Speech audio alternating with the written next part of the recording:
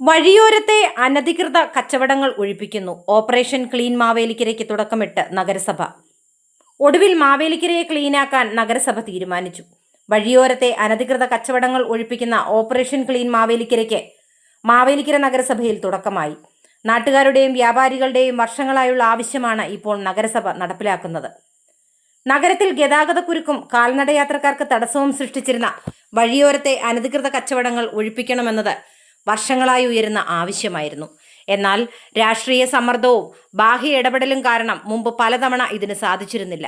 എന്നാൽ മാവേലിക്കര നഗരത്തെ ഗതാഗതക്കുരുക്കിൽ നിന്ന് മുക്തമാക്കാനും അംഗീകൃത വ്യാപാരികളെ സംരക്ഷിക്കാനുമുള്ള ഇപ്പോഴത്തെ നഗരസഭാ ഭരണ നേതൃത്വത്തിന്റെ ഇച്ഛാശക്തിയാണ് ഇപ്പോൾ നടപടിയിലേക്ക് നീങ്ങാൻ കാരണമായത്.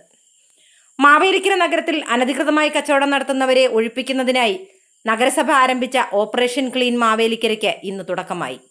മാവേലിക്കര നഗരസഭയുടെ നേതൃത്വത്തിൽ നഗരസഭ ആരോഗ്യ വിഭാഗം, എഞ്ചിനീയറിംഗ് വിഭാഗം, PWD, police, KSTP, motor vehicle department എന്നിവരുടെ സഹകരണത്തോടെയായിരുന്നു പരിശോധനയിൽ അപകടകരമായ നിലയിലും അനധികൃതവുമായ കച്ചവടം നടത്തിവന്ന 25ഓളം കച്ചവടക്കാരെ നഗരസഭാ അധികൃതർ ഒഴിപ്പിച്ചു.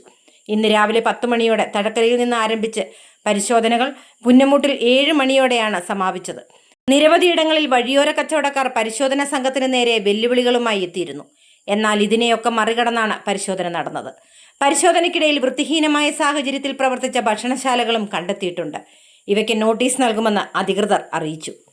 മാവേലിക്കര നഗരസഭ chairperson Lalitha Raveendranath, vice chairman K. Gopan, standing committee ചെയർമാൻമാർ, കൗൺസിലർമാർ എന്നിവരും പരിശോധനയിൽ പങ്കാളികളായി. പരിശോധനകൾ വരും ദിവസങ്ങളിലും തുടരുമെന്നും അധികൃതർ അറിയിച്ചു.